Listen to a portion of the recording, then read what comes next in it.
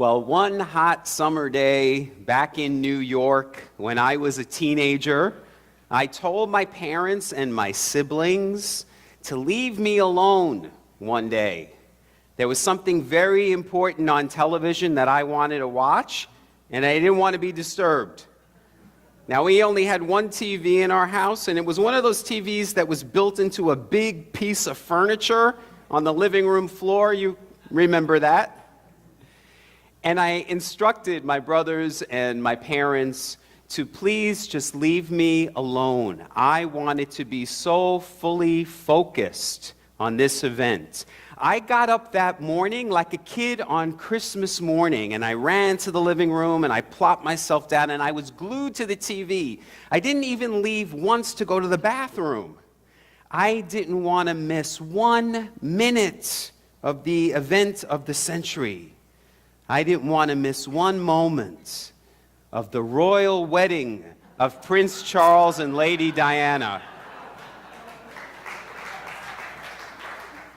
How did my parents not know that I was gay?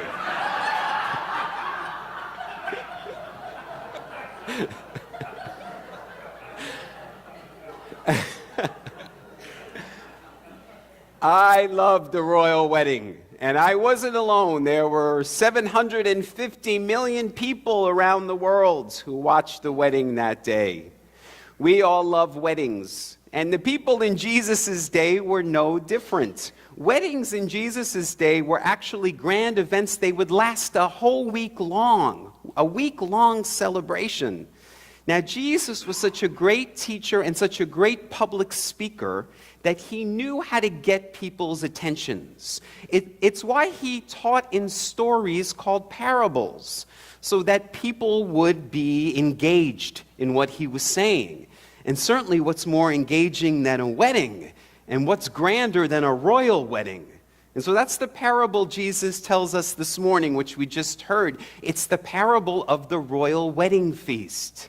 And Jesus is letting the people know, and he's especially letting the Pharisees who are watching, he's letting them know that this royal wedding is for everyone, that all people are invited to this union.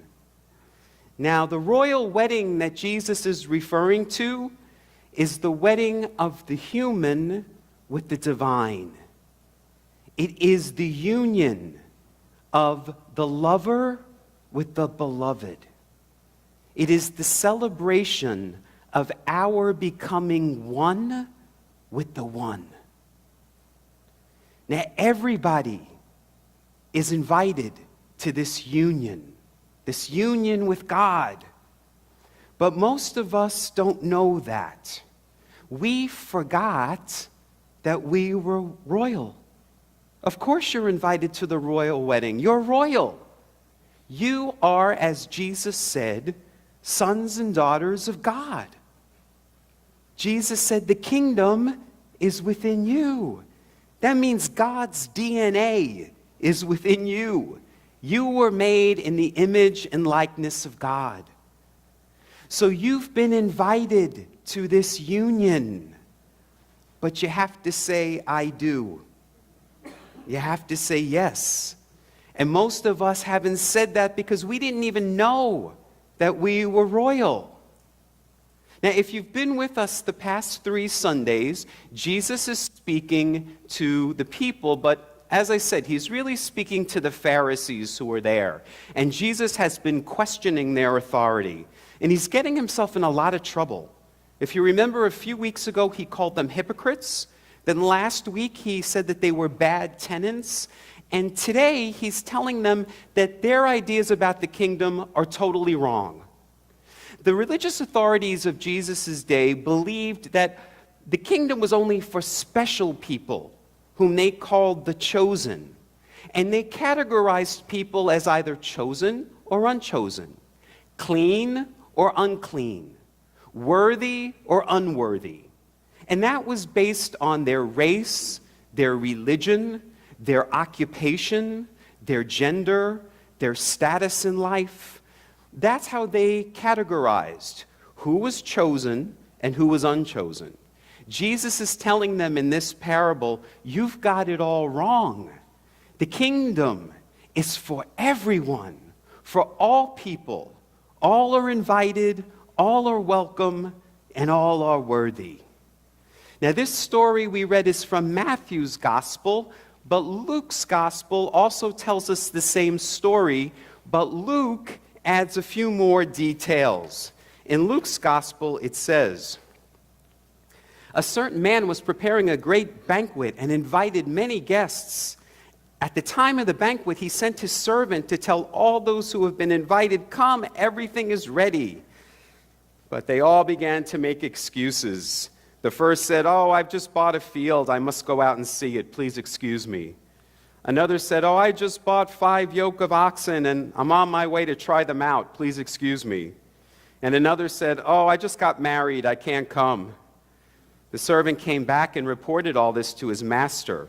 And the master became angry and said to the servant, go out quickly into the streets and into the alleys of the town. Bring the poor, the crippled, the blind, and the lame.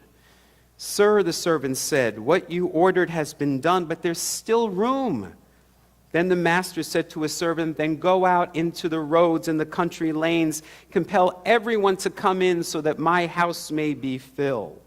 I tell you, not one of those who were originally invited will get a taste of my banquet. So Jesus is not very subtly letting the Pharisees know that they are the people in his story who said no to the invitation, who made up excuses of why they couldn't participate in this union because they were so busy in their own affairs. And in Jesus' story, it's the oppressed, the poor, the sick, the least of these who get to come to the banquet, who get to experience and taste the feast. Jesus is letting them know that in the kingdom, the last shall be made first, that the least of these get the most important. And that's dangerous words to say to people of power.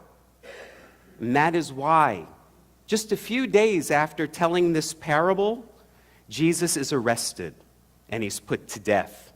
They need to silence him for speaking this truth to power. Now here we are more than 2,000 years after his death, and we still have religious authorities who are keeping people from the table, from this banquet. We heard this morning in our words of integration the story of a little girl who at her aunt's funeral wanted to receive communion, and she's told that she can't. I had a similar story with my aunt. I've shared it with you last year. My aunt, my mother's sister, she is a devout Catholic woman, but after she was divorced, she was told that she couldn't receive communion. And so every Sunday she would sit in the pew, and when it was communion time, people would walk over her to come up to communion, and she'd have to sit there. Greg and I were Greg and I attended a funeral for a neighbor who died at a local church here. And again, when it was time for communion, the pastor said, if you are not a member of our church, you may not receive. I still went up anyway.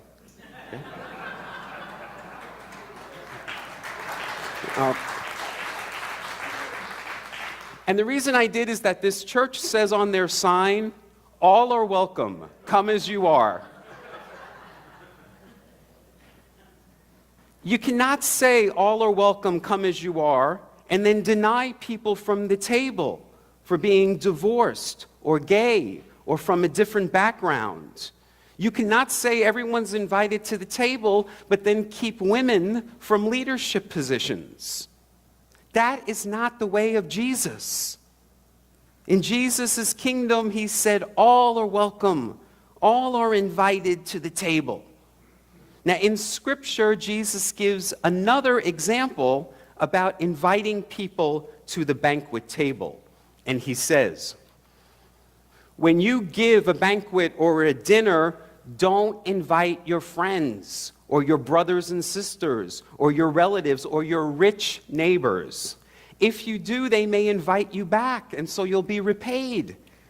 But when you give a banquet, invite the poor, the crippled, the lame, the blind, and you will be blessed. My friends, we are living right now at a time in our nation and in our churches where Christian leaders are keeping these very people from the banquet. You cannot call yourself a Christian and then work to make sure that the stranger is not invited into your home. If you're enacting policies to keep refugees and immigrants away, if you're building walls, you're not doing that. You cannot call yourself a Christian and then work to take away health care from poor people and women. You cannot call yourself a Christian and not be there for people in times of need, when they are hungry, when they've lost their home. That is not the way of Jesus. Many of you have heard of the Religious Freedom Restoration Act, which makes it legal for Christians to discriminate based on religion. This has nothing to do with not being able to make wedding cakes for gay people for their wedding. This means that in our country, it is completely legal for a Christian landlord to not rent an apartment to a lesbian couple. Completely legal. It is completely legal right now for a Christian hospital to refuse medical treatment to someone who's transgender. And it is completely legal for a Christian employer to fire someone for being gay. That is not the way of Christ. So please don't call yourself Christian. Jesus said everyone's invited to the table. I don't even want to get into this past weekend, this so-called divisive Christian conference in Washington, in which our president spoke, in which those in attendance were told about, quote, the hazards of homosexuality. And at that conference, they brought up again the war on Christmas. Now, I shared with you last year, I say happy holidays. I don't say Merry Christmas. And why? Because I want to be like Jesus. I want to be inclusive. I know that there are lots of holidays that are happening that time of year. And I don't think that mine is the only one that's the most important and the only one to be acknowledged and celebrated. There's Ramadan and Diwali and Kwanzaa and Hanukkah. It's why stores say happy holidays, because their customers are from all faiths. We want to be inclusive, like Jesus was. And that's why I like that quote that says, instead of building a wall, let's build a bigger table.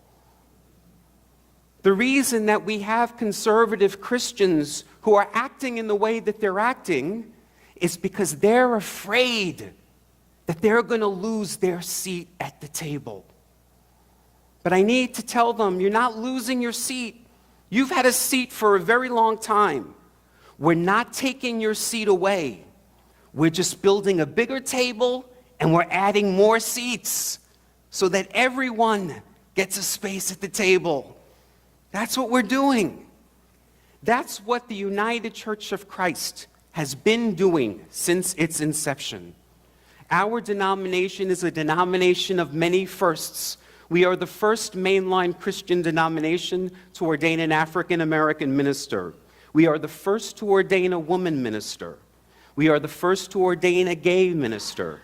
We are the first to ordain a transgender minister. And we are the first to sanction same-sex unions over 25 years ago. That's why we're known as the Church of the Extravagant Welcome. And we are called to extend that royal welcome to everyone, especially the least of these. Which brings me back to the royal wedding of my youth and Lady Diana. when that young woman came into her own, when she stepped into her truth, when she spoke that truth to power, she took the spotlight that was on her and she shined it on the least of these, on the homeless, on people who were affected by landmines, and on people who were suffering from AIDS. Shortly after Jesus tells this parable of the banquet, he says, "To whom much is given, much is expected." My friends, you and I, we've been given much. Much is expected of us. So let's go forth on this Sunday with a renewed commitment to build a bigger table, to create a just world for all people. And we do this so that we can do what Jesus instructed, to bring the kingdom of heaven here on earth. Namaste.